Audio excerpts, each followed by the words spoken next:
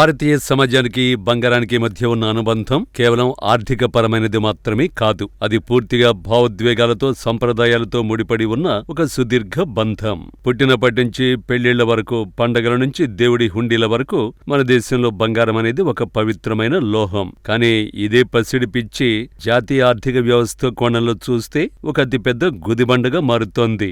భారతదేశం ప్రపంచంలోనే చైనా తర్వాత అత్యధికంగా బంగారాన్ని వినియోగించే రెండవ అతిపెద్ద దేశం. ప్రతి ఏడాది దాదాపు 800 నుంచి 1000 టన్నుల బంగారాన్ని మనం విదేశాల నుంచి భారీగా దిగుమతి చేసుకుంటున్నాం. దీనికోసం ఏటా వేల కోట్ల రూపాయలు విలువైన మన విదేశీ మార్గ ద్రవ్యాన్ని, అంటే మనం ఎంతో కష్టపడి సంపాదించిన డాలర్లను ఇతర దేశాలకు చెల్లించాల్సి వస్తోంది. దీనివల్ల దేశ ఆర్థిక వ్యవస్థలో కరెంట్ అకౌంట్ లోటు విపరీతంగా పెరిగిపోతోంది. ఒక అంచనా ప్రకారం భారతీయ గృహిణుల ఇళ్లలో, బ్యాంకు లాకర్లలో మరియు దేశవ్యాప్తంగా ఉన్న ఎన్నో ప్రముఖ దేవాలయాల వద్ద దాదాపు 25,000 టన్నులకు పైగా బంగారం కేవలం ఒక లోహం రూపంలో మురిగిపోతోంది. ఒక దేశంలో ఇంత భారీ ఎత్తున సంపద ఎలాంటి ఆర్థిక ఉత్పత్తిలో, అంటే ఎకనామిక్ ప్రొడక్టివిటీలో పాలు పంచుకోకుండా కేవలం ఇనుప బీరువాల్లో నిరుపయోగంగా పడి ఉండడం అనేది ఆధునిక ఆర్థిక శాస్త్రం ప్రకారం అతి పెద్ద నేరమని చెప్పొచ్చు. ఈ లాకర్లలో చీకట్లో మగ్గుతున్న బంగారాన్ని పారదర్శకమైన మార్కెట్లోకి లేదా బులియన్ ఎక్స్చేంజ్ సెంటర్లలోకి తీసుకురాగలిగితే భారతదేశం ప్రపంచ స్థాయి గోల్డ్ హబ్ గా మారడమే కాకుండా మన దేశ ఆర్థిక ముఖ చిత్రం పూర్తిగా మారిపోతుందని ఆర్థిక నిపుణులు బలంగా నమ్ముతున్నారు.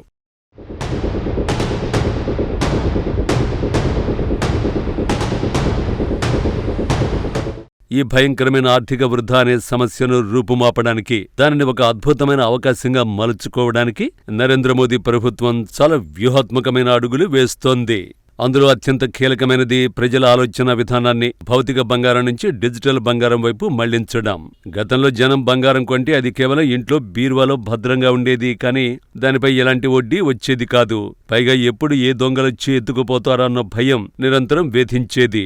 ఈ ఆలోచన సరళిని సమూలంగా మార్చేందుకు కేంద్ర ప్రభుత్వం సావరిన్ గోల్డ్ బాండ్స్ అనే ఒక విప్లవాత్మక పథకాన్ని తీసుకొచ్చింది. దీని అర్థం ఏమిటంటే, ప్రజలు దుకాణాలకు వెళ్లి భౌతికంగా బంగారాన్ని కొనకుండా దానికి బదులుగా భారతీయ రిజర్వ్ బ్యాంకు ఆర్బీఐ జారీ చేసిన బాండ్లను కొనుగోలు చేస్తారు. ఈ బాండ్ల విలువ మార్కెట్లో బంగారం ధర ఎలా పెరిగితే దానికి అనుగుణంగా పెరుగుతుంది. పైగా ప్రతి ఏడాది కేంద్ర ప్రభుత్వం 2.5% వడ్డీని కూడా అదనంగా ప్రజల ఖాతాలో జమ చేస్తుంది.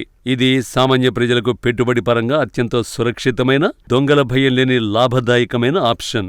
దీనివల్ల ప్రజలు వస్తు రూపంలో భౌతిక బంగారాన్ని కొనడం నెమ్మదిగా తగ్గించారు. ఫలితంగా విదేశాల నుంచి మనం దిగుమతి చేసుకునే అసలు బంగారం పరిమాణం గణనీయంగా తగ్గి దేశానికి వేల కోట్ల డాలర్ల విదేశీ మార్గ ద్రవ్యం ఆదా అయింది. ఇదొక తెలివైన ఆర్థిక సర్జికల్ స్ట్రైక్.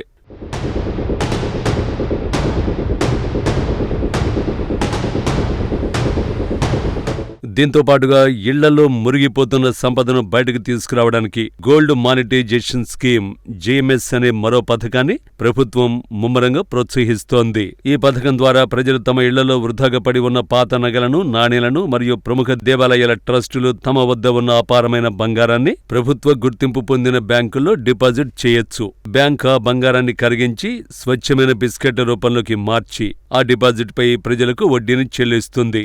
ఇలా కరిగించిన బంగారాన్ని ప్రభుత్వం దేశీయ ఆభరణాల తయారీదారులకు ముడి సరుకుగా ఇస్తుంది. అంటే ప్రతిసారి విదేశాల నుంచి అప్పు చేసి మరి కొత్త బంగారాన్ని కొనుక్కునే బదులు మన సొంత దేశంలోనే సర్క్యులర్ ఎకానమీ ద్వారా మన దేశంలోని బంగారాన్నే మనం వాడుకుంటూ స్థానిక వ్యాపారం చేసుకోవచ్చు.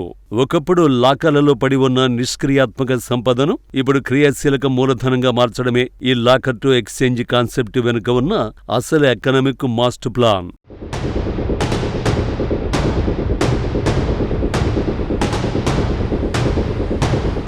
భారతదేశాన్ని గ్లోబల్ గోల్డ్ హబ్ గా మార్చాలనే నరేంద్ర మోదీ కలకు అతిపెద్ద ప్రత్యక్ష నిదర్శనం గుజరాత్లోని అంతర్జాతీయ ఆర్థిక నగరమైన గిఫ్ట్ సిటీలో ఏర్పాటు చేసిన ఇండియా ఇంటర్నేషనల్ బులియన్ ఎక్స్చేంజ్.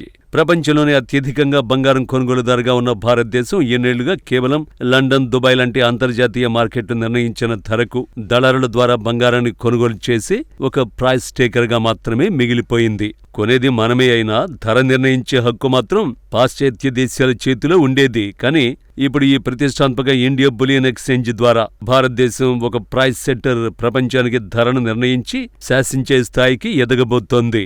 దేశంలోని ప్రధాన ఆభరణాల తయారీదారులు, రిటైల్ డీలర్లు నేరుగా ఈ ఎక్స్చేంజ్ ద్వారా అత్యంత పారదర్శకంగా, ఎలాంటి మధ్యవర్తుల బెడద లేకుండా తక్కువ దళారీ ఖర్చులతో అంతర్జాతీయ నాణ్యత గల బంగారాన్ని కొనుగోలు చేయొచ్చు. ఒకప్పుడు దుబాయ్, సింగపూర్, లండన్ నగరాలు ప్రపంచ స్థాయి బంగారం ట్రేడింగ్ కేంద్రాలుగా ఎలా వెలుగొందాయో ఇప్పుడు మన గిఫ్ట్ సిటీ అంతకంటే అత్యున్నత స్థాయికి చేరుకోబోతోంది. ఇది కేవలం ఆన్లైన్ ట్రేడింగ్ కేంద్రంగానే కాకుండా ప్రపంచ స్థాయి వాల్టింగ్, బంగారాన్ని అత్యంత భద్రంగా దాచే భారీ సేఫ్ రూమ్స్ లో మౌలిక సదుపాయాలను కూడా ఇక్కడే ఏర్పాటు చేస్తున్నారు. దీనివల్ల భవిష్యత్తులో విదేశీ పెట్టుబడిదారులు, ఇతర దేశాల సెంట్రల్ బ్యాంకులు సైతం తమ బంగారాన్ని భద్రపరుచుకోవడానికి స్విస్ బ్యాంకులలాగా భారతదేశాన్ని ఒక అత్యంత సురక్షిత కేంద్రంగా చూసే అవకాశం మెండుగా ఉంది.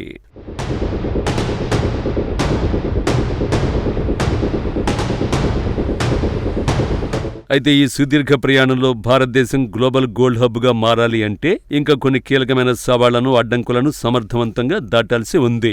మన దేశంలో తయారయ్యే ఆభరణాలకు అంతర్జాతీయ స్థాయిలో పూర్తి నమ్మకాన్ని కలిగించాలంటే ఖచ్చితమైన హాల్ మార్కింగ్, క్వాలిటీ అసెసింగ్ కేంద్రాలు ఊరూరా విస్తృతంగా వెలగాలి. ఈ ఆభరణం పూర్తి స్వచ్ఛమైనది అని ఎవరూ వేలెత్తి చూపలేని విధంగా మన దర్యాప్తు మరియు సర్టిఫికేషన్ టెక్నాలజీ అప్గ్రేడ్ అవ్వాలి. అలాగే బంగారంపై ఉన్న దిగుమతి సుంకాలను హేతుబద్ధీకరించడం కూడా అత్యంత ముఖ్యం.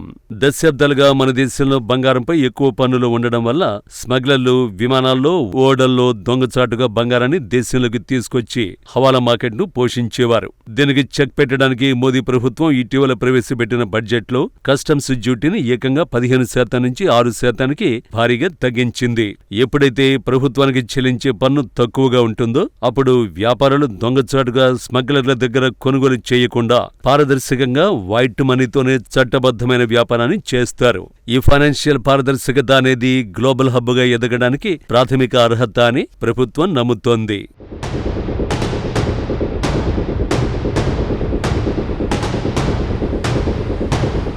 దీంతో పాటుగా దేశవ్యాప్తంగా అసంఘటిత రంగంలో ఉన్న లక్షలాది మంది సామాన్య కంసాలి పనివారికి, చిన్న మరియు సూక్ష్మ తరహా జ్యువెలరీ తయారీదారులకు బ్యాంకుల ద్వారా అతి తక్కువ వడ్డీకే రుణాలందించి వారి పరంపరాగతమైన కళా నైపుణ్యాన్ని ఒక గ్లోబల్ బ్రాండ్గా మార్చగలిగితే మన దేశం నుంచి ఆభరణాల ఎగుమతులు ఊహించని స్థాయికి చేరుతాయి. పాశ్చాత్య దేశాల్లో ఆభరణాల తయారీ అంతా కేవలం యంత్రాలతో, రోబోటిక్ పద్ధతిలో జరుగుతుంది. కానీ మన దేశంలోని చేతి వృత్తుల వారు చెక్కే అత్యంత సున్నితమైన, సంక్లిష్టమైన డిజైన్లకు అరబ్ దేశాల్లో, యూరోప్ మార్కెట్లలో విపరీతమైన డిమాండ్ ఉంది. ఆ డిమాండ్ను అందిపుచ్చుకోవాలంటే మన స్థానిక కార్మికులను గ్లోబల్ సప్లై చైన్ కు, అంతర్జాతీయ సరఫరా వ్యవస్థకు అనుసంధానం చేయాలి. లాకర్ల నుంచి ఎక్స్చేంజీలకు ఈ పసిడి ప్రయాణం విజయవంతమైతే రాబోయే రోజుల్లో లక్షలాది మంది యువతకు ఈ ఆభరణాల తయారీ, అలాగే ఎగుమతుల రంగంలో కొత్తగా ఉపాధి అవకాశాలు లభిస్తాయి. ఒక దేశ ఆర్థిక వ్యవస్థ అనేది కేవలం భారీ ఫ్యాక్టరీలు కట్టడం, అద్దాల మేడలున్న ఐటీ కంపెనీల వల్ల మాత్రమే సమగ్రంగా అభివృద్ధి చెందదు. మన మూలాల్లోకి వెళ్లి చూస్తే తరతరాలుగా మన దేశ ప్రజల జీవనశైలిలో, డిఎన్ఏలో జీర్ణించుకుపోయిన బంగారం లాంటి పవిత్రమైన సంపదను కేవలం ఒక అలంకారప్రాయమైన వస్తువుగా పరిమితం కాకుండా ఒక పకడ్బందీ ఫైనాన్షియల్ అసెట్ గా మార్చగలగడం ఓ గొప్ప రాజకీయ దార్శనికతకు నిదర్శనం. ప్రధాని నరేంద్ర మోదీ నాయకత్వంలోని కేంద్ర ప్రభుత్వం ఈ పాత సంప్రదాయాలకు అత్యంత ఆధునికమైన ఆర్థిక విధానాలను జోడించి ఒక అద్భుతమైన ఎకనామిక్ బ్రిడ్జిని, ఆర్థిక వారధిని నిర్మిస్తోంది. శతాబ్దాలుగా ఎవరికంట పడకుండా చీకటి గదుల్లో, ఇనుప లాకర్లలో బందీ అయిన వేల టన్నుల భారతీయ సంపద భవిష్యత్తులో ఈ గిఫ్ట్ సిటీ బులియన్ ఎక్స్చేంజీల ద్వారా దేశ ఆర్థిక నరనరాల్లో రక్తంలా ప్రవహించిన నాడు భారతదేశం ప్రపంచ గోల్డ్ మార్కెట్ను శాసించే ఒకే ఒక్క అగ్రశ్రేణి కేంద్రంగా అవతరించడం ఖాయం. ఒక సామాన్యమైన బంగారు బిస్కెట్ నుంచి అంతర్జాతీయ ఎక్స్చేంజ్ వరకు జరుగుతున్న ఈ పరివర్తన $5 ట్రిలియన్ ఆర్థిక వ్యవస్థగా అవతరించాలన్న మన మహాసంకల్పానికి, ఆత్మనిర్భర్ భారత నిర్మాణానికి ఒక అత్యంత కీలకమైన, సువర్ణమైన అధ్యాయం అనడంలో ఎలాంటి సందేహం లేదు.